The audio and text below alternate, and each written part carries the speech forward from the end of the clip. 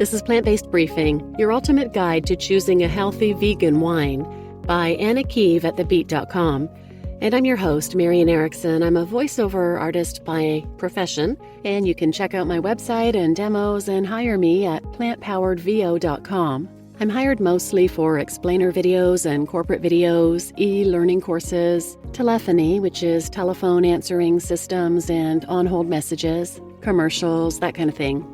And I do this podcast as my passion project, my service to share all this great information on healthy, compassionate, and sustainable living. Today's article is from thebeet.com. It's a follow-on to yesterday's, which was about vegan alcohol, including wine, spirits, and beer. And today's focus is a little bit more on wine itself. So now let's get to today's plant-based briefing. Your ultimate guide to choosing a healthy vegan wine, by Keeve at thebeet.com. In a world where wine is considered a quote-unquote healthy drink, how do you ensure you are selecting the best, healthiest wine when at the liquor store? We all want the benefits of antioxidants along with the relaxing effects of a nice buzz, minus the residual effects of too much sugar, additives, tannins, or even extra calories. Here we have all the answers to your burning questions about wine. Below, we uncover what makes wine vegan, or more importantly, what can make some wines not vegan, plus what makes them organic, natural, and biodynamic. Read on for our criteria on what constitutes quote-unquote healthy wine, and how to ensure you're buying a bottle that meets your standards. Is every bottle of wine vegan? Vegan wine. You might be surprised to learn that some wine is not technically vegan. Animal byproducts are often used as processing aids called fining agents.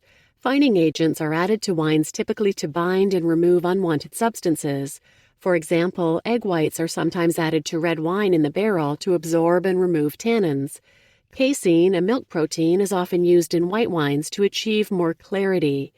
Some winemakers use bone fragments in the distillation process, and in the growing process, many winemakers use microorganisms and earthworm exoskeletons in the soil of the vines. Just to really gross you out, the filtering process can also involve the use of isinglass, which is a fish bladder that's used to remove any particulate matter to make the white wines clearer. The reason that a lot of companies use fining agents is because there is market pressure to get the product into the stores, and they're trying to rush a natural process, says Helen Johansson of Helen's Wine Shop based in LA on her podcast Wine Face. All of this stabilizing and fining would happen naturally if people would allow time for it to happen. She continues to explain, if you're buying wine at a standard grocery store, there's a good chance that an animal source fining agent was used. Buying from a local wine shop means that you may have a better chance of getting a great wine and being able to learn about the production process. Ask if it's vegan. As for the healthy or unhealthy metric, vegan wine is not strictly one or the other. You can have a conventional vegan wine that's filled with a bunch of additives that many would consider unhealthy. But if you personally consider not using animal byproducts in any aspect of the winemaking process as quote-unquote healthy, then choosing a vegan wine might be a good option for you. Tip: how do you know if a wine is vegan? Seeking a vegan wine often requires doing your own research. Don't trust that even a sommelier at a high-end restaurant will know if their wines are vegan or not. There are some great resources to help. Barnivore keeps a searchable database of vegan wines. Also, beveg is a vegan wine certification site that some winemakers have adopted. You can check out a list of beveg certified brands linked here. In a recent article, PETA published an excellent list of favorite, best-tasting vegan wines, specifying brands to look out for, and you can find that linked here. Organic wine. There are two defining characteristics of organic wine: no pesticides used in growing or processing the grape, and no sulfates added to the wine. The USDA gives the organic wine designation, and they have strict guidelines for producers. In addition to farming, synthetic pesticides and herbicides are not allowed in order to pass USDA's organic certification qualifications. Any kind of pesticide that has been determined to be harmful to the environment or to people is not allowed. Note, just because a wine is organic does not mean it's vegan. Sometimes animal-based fining agents are still used in organic wines. Natural wine. Natural wine represents wine made with minimal intervention, both in vineyards and in the cellar, often called low-intervention wines. While there is no official designation for natural wine like there is for organic wine, generally the criteria for natural wine is as follows. organic grapes or biodynamically grown grapes, hand-picked or harvested, no technology in the field, low-yielding vineyards, and no added sugars, cultivated yeasts, or foreign bacteria.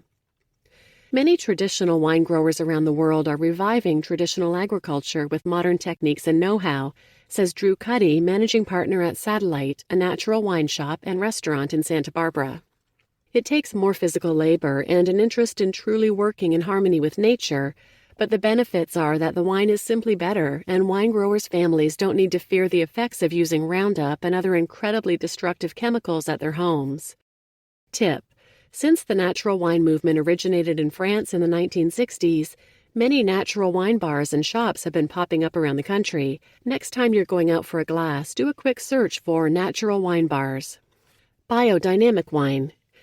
Biodynamics, as defined by the Biodynamic Association, is a holistic, ecological, and ethical approach to farming created by Dr. Rudolf Steiner in the 1920s.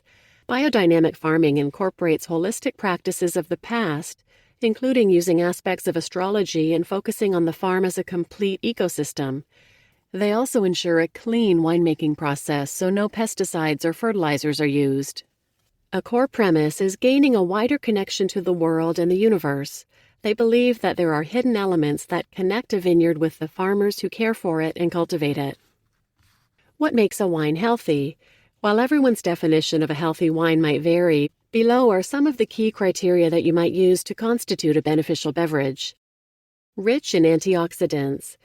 Dry red wines, since they maintain their grape skins during fermentation, pack a more powerful antioxidant punch. Antioxidants found in red wines are called polyphenols, which have been shown to protect the lining of blood vessels in the heart.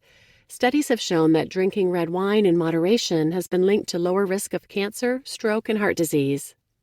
Low in sugar.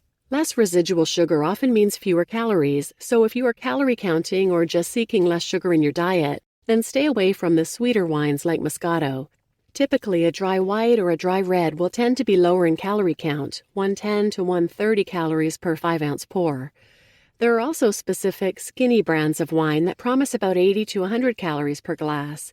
Those typically tend to be lower in alcohol since most of the calories in wine come from the alcohol, but you might be better off just drinking a smaller pour of a dry red natural wine. No pesticides. Since organic wines are void of pesticide residue and so are natural wines, some may say that they are in fact healthier. Because of the organic farming principles used, they are also healthier for the environment.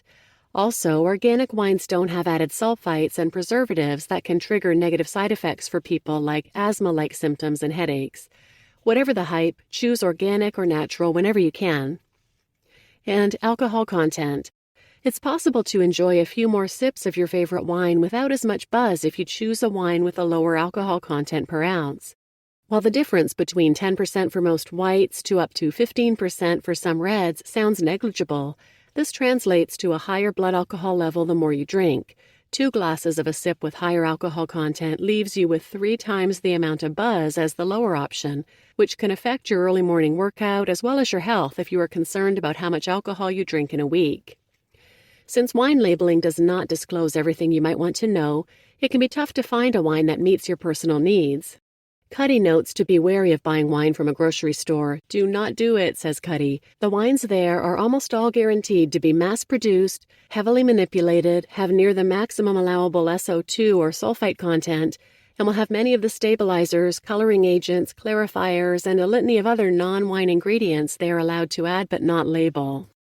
When possible, seek out wine from your local wine shop. The sellers who choose to work at local wine stores tend to be extremely knowledgeable about wine. And many up-and-coming shops are natural wine-focused, so you'll certainly find some great natural and organic wines from low-yield producers. They will also likely be able to tell you whether a wine is vegan or not, if that's a box on your wine criteria checklist. You just listened to Your Ultimate Guide to Choosing a Healthy Vegan Wine by Anna Keeve at thebeet.com, and I'm your host, Marian Erickson, and this is Plant-Based Briefing. And I do want to suggest you listen to tomorrow's episode, where I'm going to read an article from Dr. Michael Greger at nutritionfacts.org debunking the healthy claims about alcohol and wine. While there are ways to choose healthier versions of wines, be careful not to think that wine is healthy for you. So tune in tomorrow for that, and please share this episode with anyone who might benefit, and thanks for listening.